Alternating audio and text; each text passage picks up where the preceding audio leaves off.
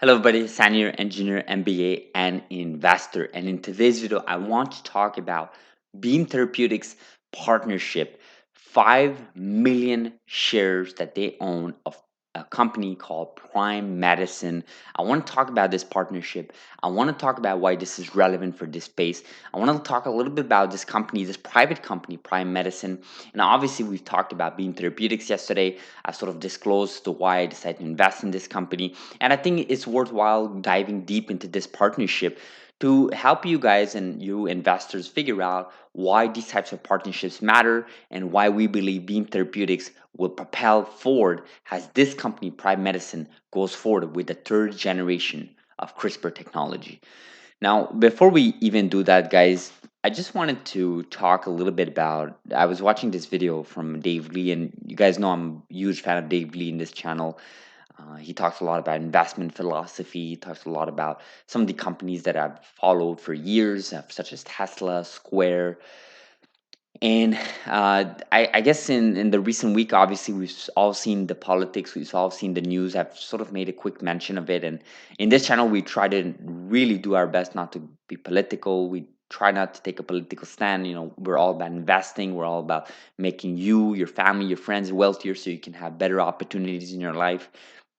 But I just cannot help to just talk and make a comment on this video he made, and he's been working really a lot hard behind the scenes, Dave Lee, with a lot of refugees in Afghanistan right now to sort of flee their country because of what basically is going on in the country. Obviously, you guys know the U.S. pulled out, Taliban's took over back the country, and just a bunch of things are going on right now in the country, and I just find I'm in awe as how much someone that has literally no ties, like person, family in a country like Afghanistan, and he's doing so much. So shout out to Dave Lee and shout out to everybody out there. I know some of our viewers are donating to charities or helping out people on site, whether that's refugees from their native countries and so on. So I think it's a great it's a great thing that us as humans, we apply different things to different spheres in life, right? So what we learn in investing, in resilience, perseverance, patience, research, conviction, and sort of apply that in other spheres in life, such as like in this case, helping out the less fortunate ones and making sure that we live in a world where we can move humanity forward, right? And that's what CRISPR technology is all about, right? It's all about reducing human diseases, reducing animal diseases, reducing world hunger, eliminating all of the above, right? Is by basically applying the CRISPR technology, biotech, genomics, genome editing, all that big baggage of tools, right? CRISPR is just a tool, right? There's so many other technologies like mRNA from Moderna and so on, right? So to me, I think it's always good. It's a beautiful Sunday here. I know you guys are having a great weekend. Hopefully, you guys are having a great weekend. And I think it's always good to sort of step back and reflect why we do this, why we want to do this, and why it's so important to always step back and look at a bigger picture, guys. Again, I understand some of you are really deep in the weeds and, you have a mission, you want to achieve it, but always try to, understand the dynamics around the world and, just, I think we all go through this phase and we always have to give back to humanity and we all have different ways of giving back. So shout out to Dave Lee, shout out to everybody out there helping. You can definitely bet that me in the upcoming decades and in the future, I will definitely be part of some sort of mission where we can advance humanity forward. But anyways, I just wanted to address that. What I'm doing with this channel is hopefully helping a little bit, helping you guys, like I said, get wealthier. But if I can have one or two of you do more than just investing in philosophy, everything with markets and public markets and money and financial, and sort of branch out in charities and refugees and helping out people less fortunate around the world, not just in a turbulent situation like Afghanistan, but we're talking about African regions, developing nations like Tonga. We had Lord Fuzutia in our channel talk about Bitcoin and so on. So hopefully just wanted to cover that really quickly before we start in today's video. So what I want to talk about really quickly is in this video is the fact that Beam Therapeutics hold 5 million shares of Prime Medicine, right? So this is, like I said in our previous video, this is from the latest quarterly earnings, right? Beam Therapeutics for Prime Medicine, which is a private company, they've entered in a partnership back in the second half of 2019. So that was about 2 years ago. But they currently hold 5 million shares of Prime Medicine, right? So Medicine is a private company, and this is very important, right? Because we've seen how Caribou Biosciences went from a private company, they IPO'd, and now they're currently worth about $1.5 billion market cap, right? So if you know, just make quick calculations, right? Just for the sake of, basic math, if you imagine 5 million shares to be worth $100 a share, in the public market, then in theory, Beam Therapeutics can literally cash out $500 million, right? Which is a lot of money, guys. That's a lot of money. It will be amazing for the company. Now, obviously, $100 a share doesn't mean much. You need to look at the market cap and so on. So I won't even speculate on those numbers. Just it's very important to know that Beam Therapeutics as a company, not only they have partnerships with a company like Verve Therapeutics, which they hold shares, and they can also recognize future royalties and commercial profits from the Verve agreement. So that means Verve as a company tackling cardiovascular diseases has Verve gets hopefully a FDA approved CRISPR drug. Beam Therapeutics will forever hold royalties on those profits, on those sales, as they choose to go with the agreement that they initially had. That was the whole point of the Verve agreement. And to me, this is amazing, the partnership. But that's what they're planning to do with Prime Medicine as well, right? That's what the idea is here, right? But the fact that they hold 5 million dollars a share is 5 million shares is extremely bullish about Beam Therapeutics and Prime Medicine, right? As a company, as a private company like Prime Medicine, to have the backing of Beam Therapeutics, which is basically the company that has has a huge moat right now, a lot of social media hype, a lot of tech people, a lot of researchers, doctors, scientists are really standing behind Beam Therapeutics, specifically behind individuals like Dr. David R. Liu. So there is a lot of hype behind this company, and to have the backing of such company for your company, I think it's amazing for Prime Medicine. So don't get me wrong, it's a two-way partnership here. What is interesting, guys, don't forget, Beam Therapeutics gave a non-exclusive rights to Prime Edison. That means that Beam Therapeutics can give that rights to other companies as well, which they basically done in some sense, right? But Prime Medicine gave exclusive rights to Beam Therapeutics, which means that they cannot give those rights to another company, like for example CRISPR Therapeutics. Very important distinction, because Prime Medicine has their own leadership, has their own potential, has their own investors, has their own future, and as they go public in the upcoming years, hopefully in the upcoming year, as other companies went public, they will be, getting a lot of money in the bank. They will be getting a lot of programs in the bank, and just don't forget that technology has been exclusively given to Beam Therapeutics. So it's very important to do that. And Beam Therapeutics is sort of, like I've mentioned in the past, in the previous video, it's like an ecosystem, right? They're building with Verve Therapeutics, and now with obviously Prime Medicine. They're building that platform. They're taking that playbook from Moderna, really.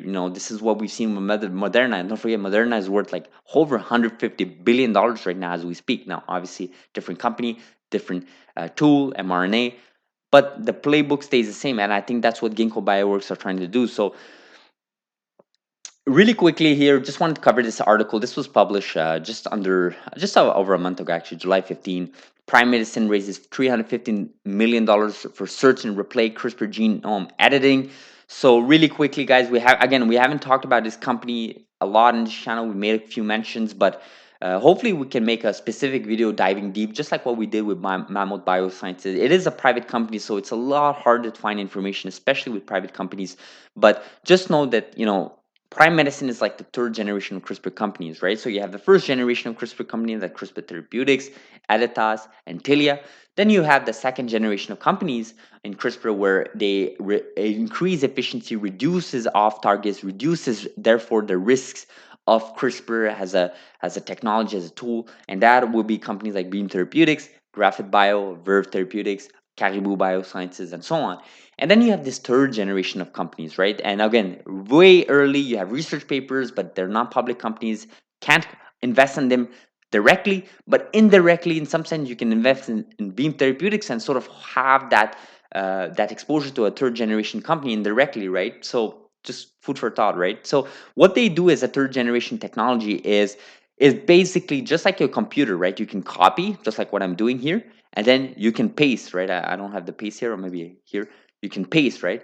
If you copy, paste. That's basically what the third generation does. And I think a lot of people get this wrong is the first generation companies like CRISPR Therapeutics, Intellia, Editas, they think that these companies, they actually do that. They copy and paste. But in reality, that's maybe what people explain in lower levels because they want to push the CRISPR as a technology. That's what probably what you've seen in the PBS documentary or on Netflix. You've probably seen that vibe being explained to you, that those type of words. But in reality, that's not what CRISPR, the first generation, is. The first generation is basically cutting a DNA strand to a specific location that's guided through your RNA, through a guide RNA. And then with the Cas9, you cut the specific location, and then basically you hope for the best, right? And that's it has been worked in. You have research paper backing it. We've seen what Nvidia did with their phase 1 data. We see what CTX001 had done with their dozen of patients that have been cured of sickle cell disease and beta thalassemia. So it is working, right? Don't get me wrong. But in the second generation of CRISPR, such as Beam Therapeutics, Graphat Bio, Kaibu Sciences, all these companies, guys, all these companies are trying to increase efficiency, right? So just think about how you have a technology. It is good, it's working, but there are better ways of doing it, right? And more efficiency, more less off targets, less risk to have side effects. And I think that's amazing to see that in the space. You want to see innovation grow, you want to see technology grow, just like what we talked a lot about in this channel. Never bet against technology, right? So that's why I'm invested in Beam Therapeutics, guys. I don't want to bet against Beam Therapeutics. But on the third side, third generation, right? Again, this is way early. We shouldn't even be covering this much in this channel, but it is our due. We have to do our due diligence as investors to see what's going on. Is that in the third generation of technology, now you're really just changing, right? The whole process to a point where now you're going to add, remove, or swap a specific nucleotide, right? So, for example, here you have a DNA strand, just like you're seeing here. So don't forget A to T, G to C, right? And let's say you want to go here and you want to remove those CTA, right? For example, in that DNA strand, boom, you can remove it, right? And obviously remove the complementary as well. If you want to swap it, right? You want to go from C to G, right? For example, C to G, you can definitely swap it. Sorry, I mean, if you want to swap the T to A, right? If you want to swap that, you can definitely do that. T to A, boom, just like what we see here. And then if you want to add it, right? If you want to add something because you just want to add a specific sequence of letters for whatever reason, boom, you can add it, right? So this is quite amazing. This has been back from published papers that were published all the way from 2019. I mean, this is why Beam Therapeutics entered in a partnership for a reason. And it's very important to recognize the fact that there are individuals, humans behind these technologies, these companies, and they are in communication with each other, right? Beam Therapeutics, David R. Liu, the co-founder and obviously a huge proponent of the base editing technology. He's talked about prime medicine, and he's talked about how prime medicine and base editing can sort of be complementary to each other's, going forward. He's very tech savvy, and it's not just David R. Liu. There are other individuals involved. Obviously, the whole team behind David R. Liu, right? And actually, R. Liu mentions that in his podcast with Ali from Ark Invest. They mentioned that there's a whole team behind it. So props to that team. I love what they're doing here. So a couple of comments here from the ex-CEO of Antilia. It's basically said that there's a potential power of these approaches in treating, if not curing, real unmet need of medical needs. So quite interesting. So just wanted to say that, guys. Just wanted to talk about this partnership. Very, very important to point out these partnerships because 5 million shares is a lot when you see this company in private and raising $315. That's about what Caribou Biosciences, a little bit less than what Caribou Sciences last raised, I believe. I think the last raised like 200 something million. Maybe it was 300 million. So, and again, they went public just shy of $900 million market cap.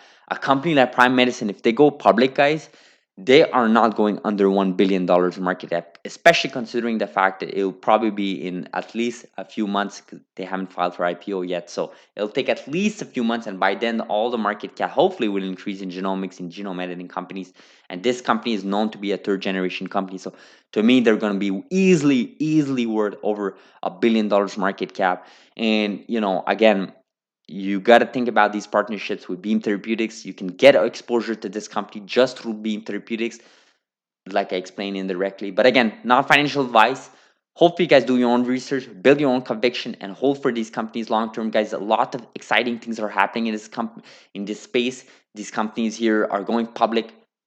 Prime Medicine, Mamo Biosciences. I have my eyes on them. Let's see what happens. Let's see what ends up going on. Let's see how these companies navigate through these changing space, and let's see which leadership can execute, just like Antilia did with Phase One in vivo approach for NTLA 2001. Hopefully you guys appreciated the video. If you did, smash that like button, guys. Really helps this channel. If you haven't subscribed, please consider doing so. Hopefully I didn't bore you guys with the first part of this video. Just wanted to remind you guys that in this channel, yes, we want to raise awareness of these companies. Yes, we want to help you, your families, your investors get wealthier. But ultimately, we want you to have life lessons that you can take them away and apply them in all spheres in your life, whether that's in charities, in your social life, in your nutrition, in your fitness life, whether it's in your family life. There's so many things you can apply it. We have to learn together, and that's the purpose of this channel.